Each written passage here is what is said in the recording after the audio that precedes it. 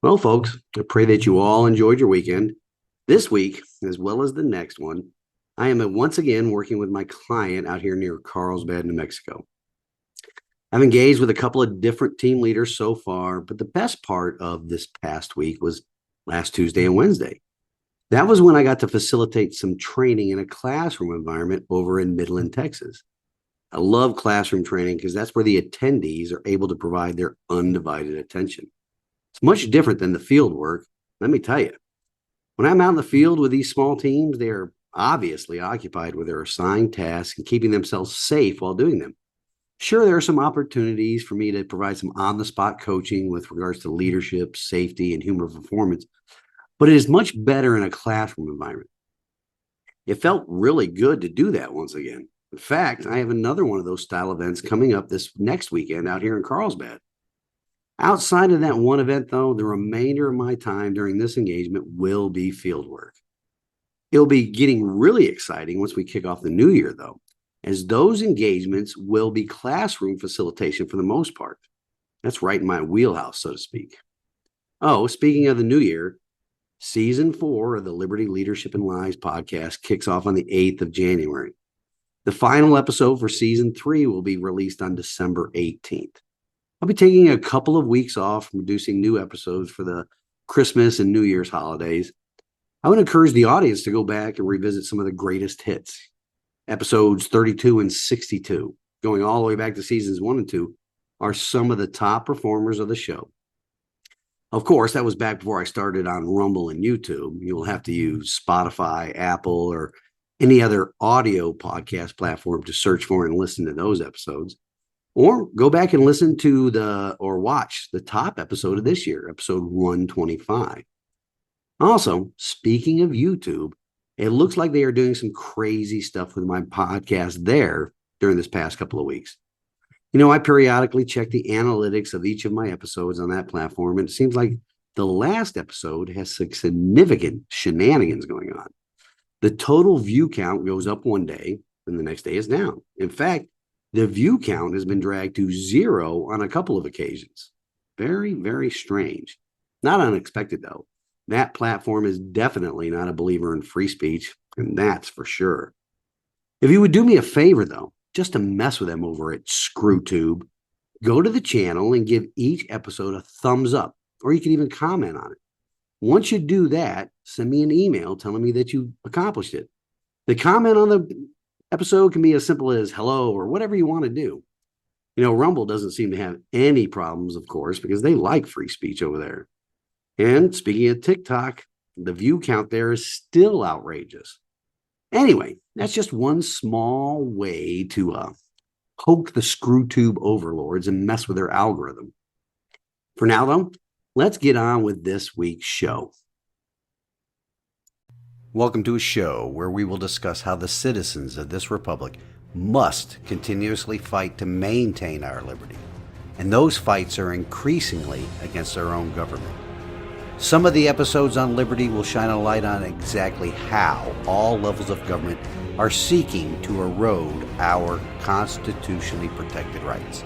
We will also discuss the leadership needed to restore our constitutional republic, as well as providing examples of good and bad people in leadership positions in all facets of our society. Additionally, we will discuss the lies the people in positions of power and influence spread every day so they can maintain those same positions.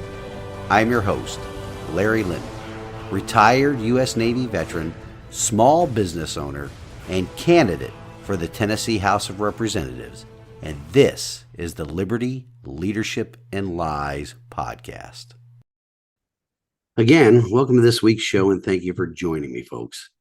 Up for discussion this week is the terrible state of leadership of the armed forces of the United States, both the civilian and military leadership. I titled this week's show, Leadership, Building a Military for Betrayal. Now, many of you may think that this is just hyperbole, but bear with me as I try to explain why I believe this is the case. First, we must go back to the scamdemic as a starting point for this. Well, truthfully, we must go back even further than that.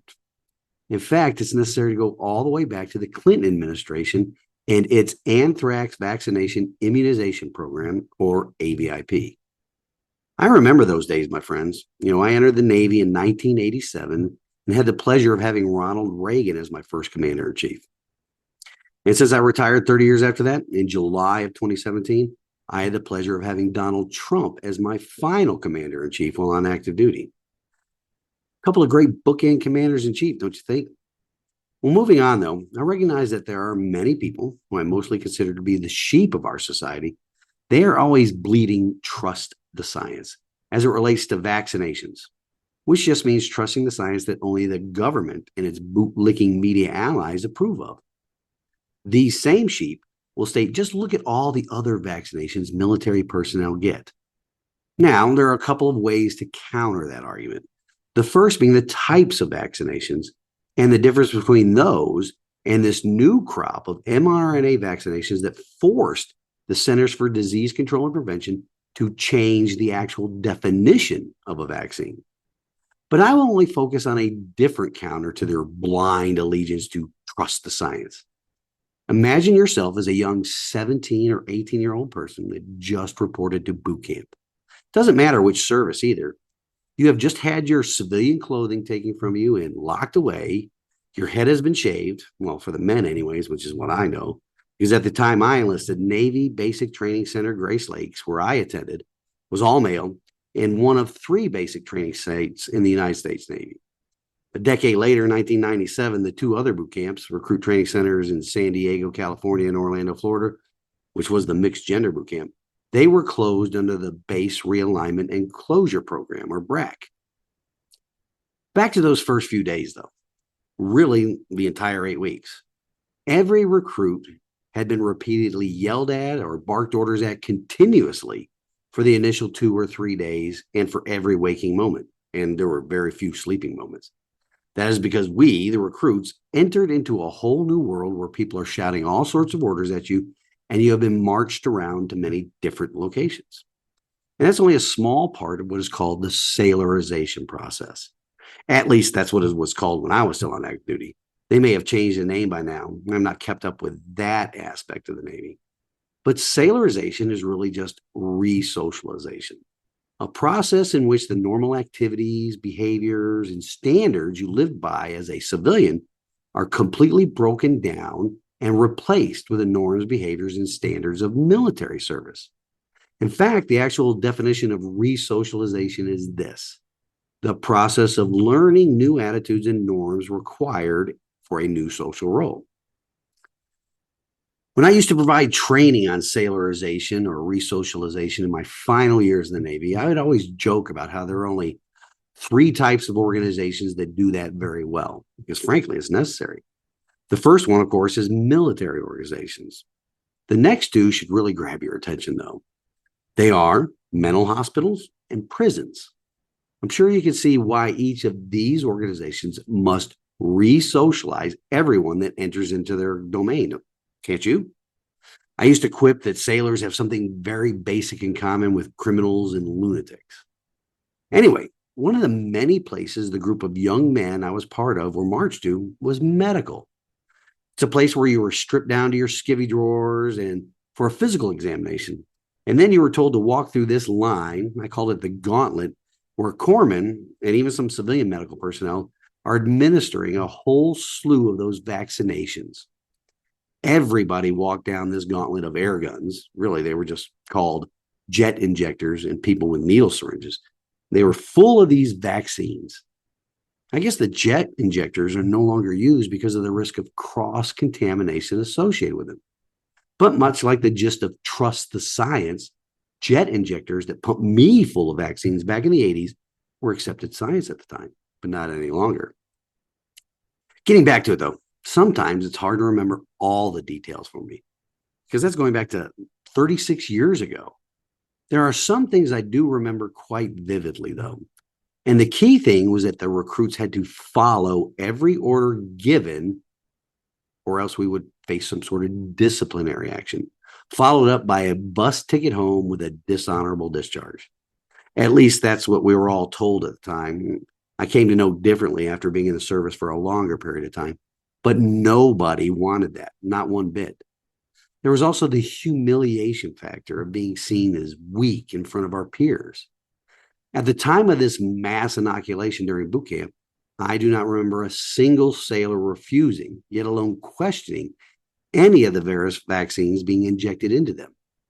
Nor had I heard about any of the new recruits refusing to do so from other companies. So that's the way that it was. We all, as scared and very intimidated young recruits, followed orders and got our vaccines. It wasn't about trusting the science at all. It definitely wasn't about informed consent either. So the sheep that bring up the fact about how many in the military willingly accepted their vaccines do not take that into account at all. Probably because none of them have ever served in the military, and most especially never served in the 80s at the height of the Cold War with Ronaldus Maximus as their commander-in-chief. Sheep don't want to become sheepdogs. They just enjoy the comfort and protection the sheepdogs provide. The reverse is true as well. Sheepdogs do not want to become the sheep. Please keep that in mind, both for the backdrop of the military vaccine stories we're going to talk about with regards to anthrax and COVID-19, and the role they have played in building a military for betrayal. As well as when people that bring up the quote-unquote acceptance of vaccines by military personnel, those people, for the most part, never served because they will always be sheep. Now, don't get me wrong. I know many people that served during the COVID-19 scamdemic or are still serving. I've spoken with a lot of them, and a vast majority of them accepted reluctantly the shot because of the choices presented to them. Get the vax or get out. That presents a huge dilemma for the sheepdog. They understand their role in society and willingly accept the risk so they can maintain their position as the sheepdog. The fear of getting kicked out of their pack and relegated to the role of protected vice protector overcame their hesitancy in accepting this experimental emergency use authorization vaccine that current data is showing has long-term detrimental effects on their health. I'm going to take a quick break here before I come back and discuss the differences and similarities surrounding the circumstances of the Armed Forces anthrax and COVID vaccination programs. And with that, I'll be right back.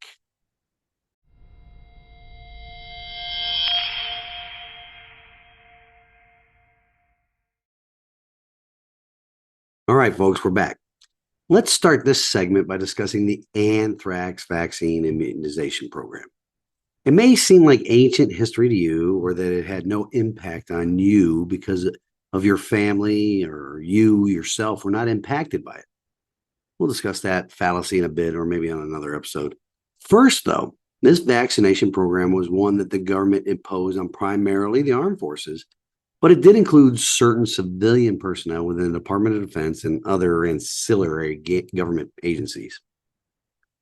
This vaccine requirement began in 1998 because of concerns that anthrax could be used as a biological weapon. Noticed here, well, it was often discussed on this program before. That is, if you keep granting government extraordinary powers during emergencies, especially health emergencies, the government will create those same emergencies so they can usurp the liberty of its citizens, even those that serve in the armed forces. So back in 98, SecDef Bill Cohen, he publicly stated, quote, anthrax poses a clear and present danger to our armed forces. It is the weapon of choice for germ warfare because it is easy to weaponize, and it is as lethal as Ebola, end quote. Historically, anthrax had previously been used in warfare as early as World War I against livestock, though. The Japanese also tested it for use during World War II against Chinese civilian populations, as well as it was tested by the US, Canada, and Great Britain on sheep on an island in Scotland. When the Japanese used it in an attack, it was part of a larger program of biological warfare and human experimentation that is estimated to have killed more than 500,000 people. Also, the Soviet Union, Russia, weaponized anthrax, and 64 people were killed in an accident in one of their cities back in 1979. In 1995, Iraq was found to have a biological weapon program that included anthrax.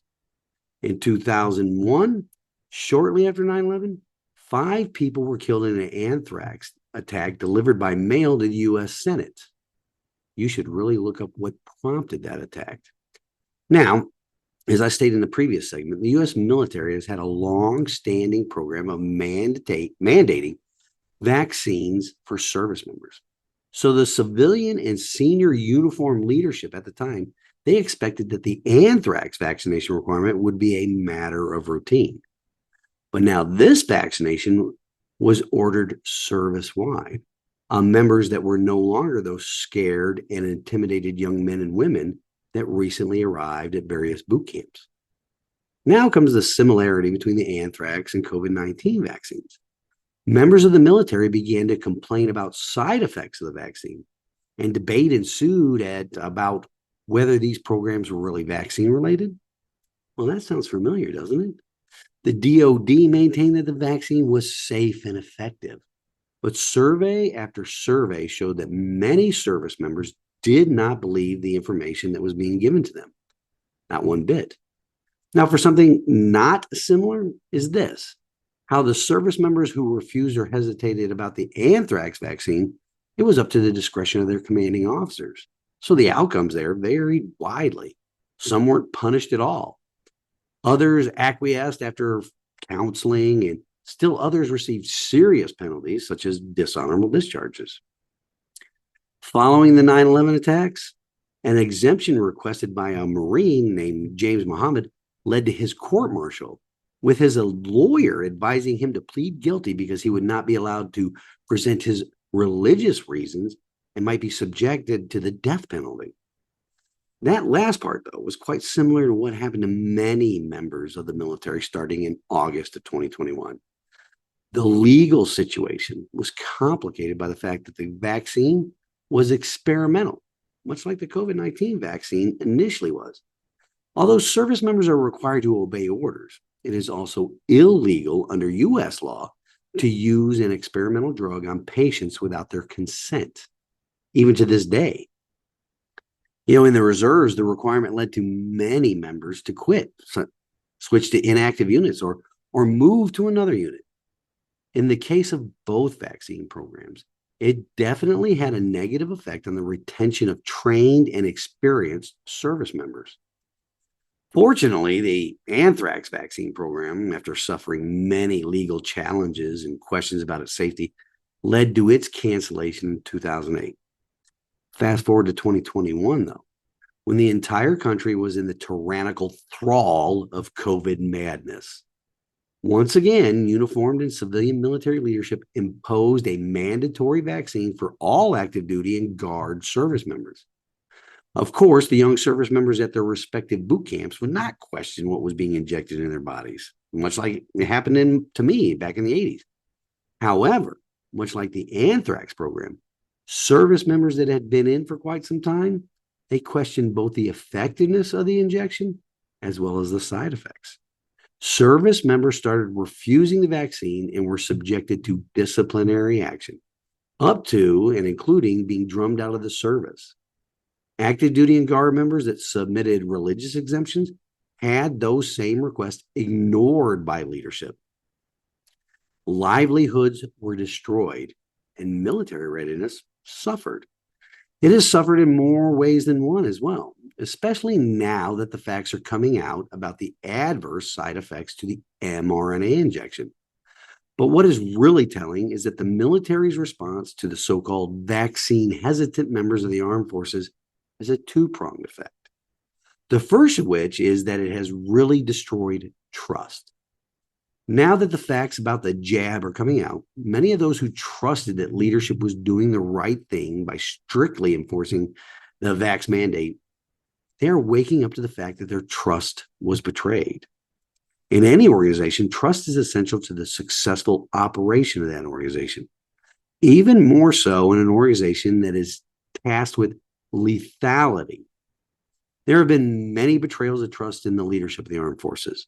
From the lie about weapons of mass destruction that led to the Iraq invasion, Continuing on to the absolutely humiliating and deadly debacle that was our military's withdrawal from Afghanistan. Trust that senior military and civilian leadership will do the right thing for the members of our armed forces. It's waning, which can have dire consequences, especially with our current rotting bag of oatmeal for brains commander in chief, who is leading us into World War III so that he can cover up he and his family's long history of corruption in Ukraine. This will be after Biden and his administration has depleted our armed forces of the equipment and ammunition needed to respond to any armed conflict that they are going to rush us into. After a quick break, we'll come back to discuss what I meant by military readiness suffering as well. Not just from the COVID madness, but all of the other social equity and related madness being brought about by the woke military leadership. All that and how I believe it is leading us to the point where both the uniform and civilian military leadership is building a military here in the United States of America that will betray their oaths to the Constitution and betray the citizens of our republic. So I'll be right back after this brief pause.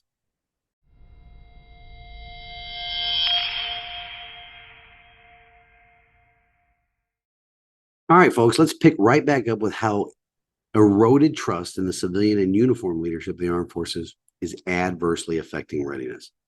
First, there was the tyrannical and blind adherence to trust the science that engulfed the armed forces from the 24th of August, 2021, up until the mandate was rescinded on the 10th of January this year. For 16 plus months, it was pure medical tyranny, not only around the country, but even in the military. And all for a virus that would largely have no effect on the population of healthy young adults serving in the armed forces. It's completely unnecessary, but now it will have long-term negative health effects on the military members that were forced to accept it. I'm going to play a short video from a Navy doctor that did actual research on the health of the armed forces post-vaccine. This is actual science being conducted. So let's roll the video. So in July, Undersecretary Cisneros acknowledged the DMAT data, the database working properly, and also acknowledged things such as myocarditis, right? So I went in today.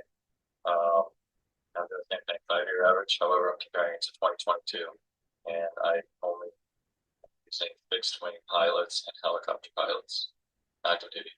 So we get hypertensive disease, 36%. Ischemic heart disease, 69%. Pulmonary heart disease, 62%. Heart failure, 973%. Other forms of heart disease, 63%. Cardiomyopathy, 152%.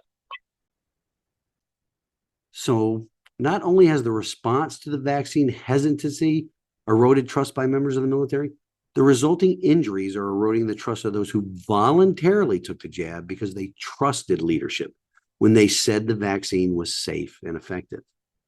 Now, the COVID madness is not the only thing eroding trust. There is also this administration's hunt for white supremacists. They see them behind every tree. As a matter of fact, they have labeled anybody that does not toe the line with the current administration's policies as a white supremacist.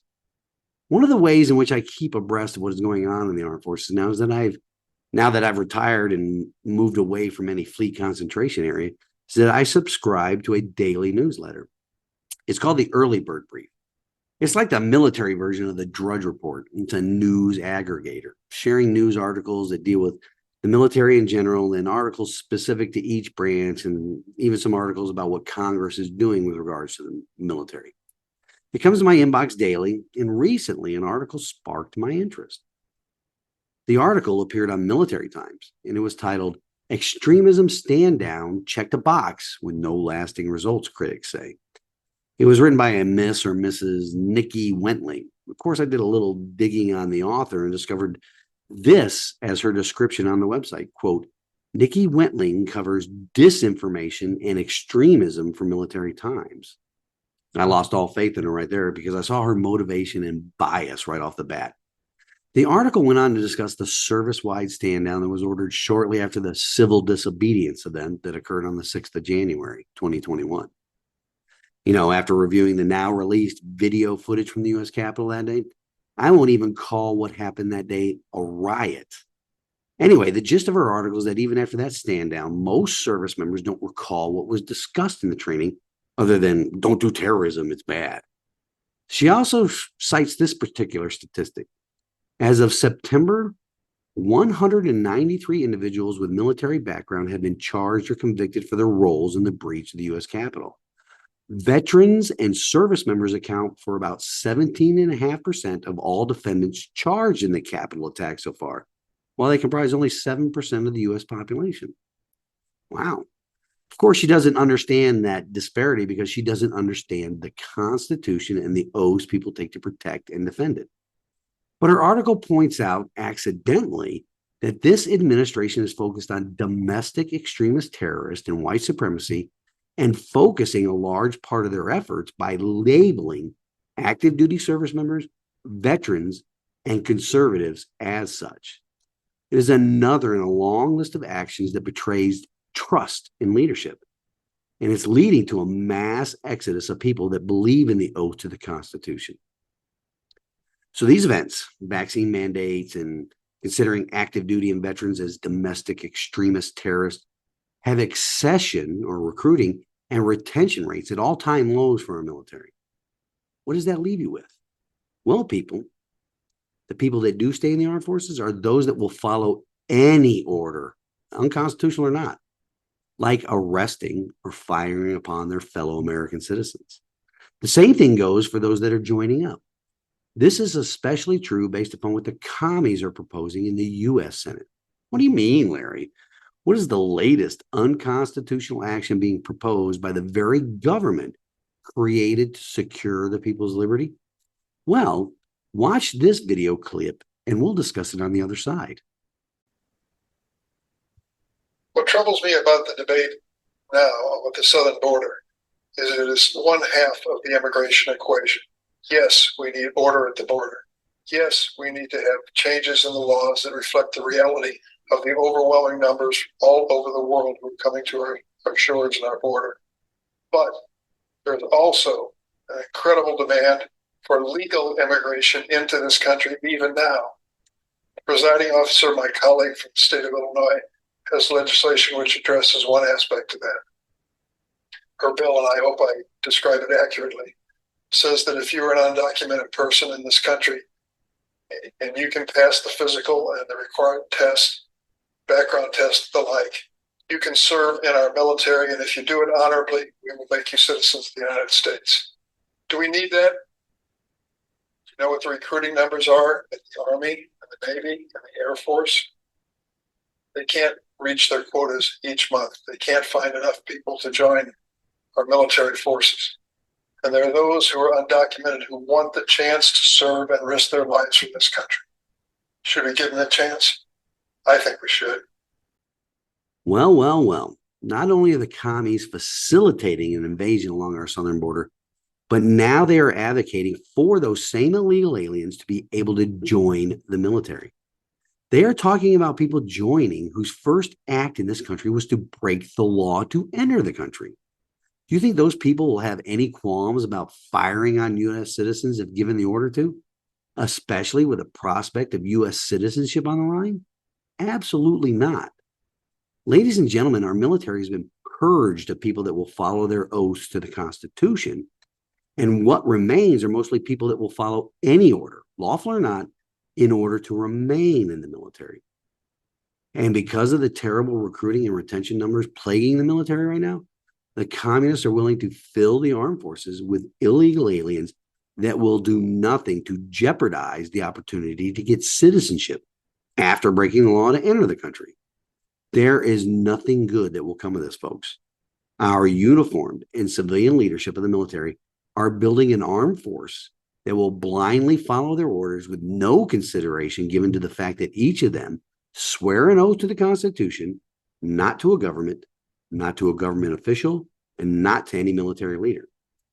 I don't want to be the Chicken Little here, but I do not see any good coming from any of these actions. With that, I'm going to take a quick break before I come back with the closing with God's word. So stay tuned. We'll be right back.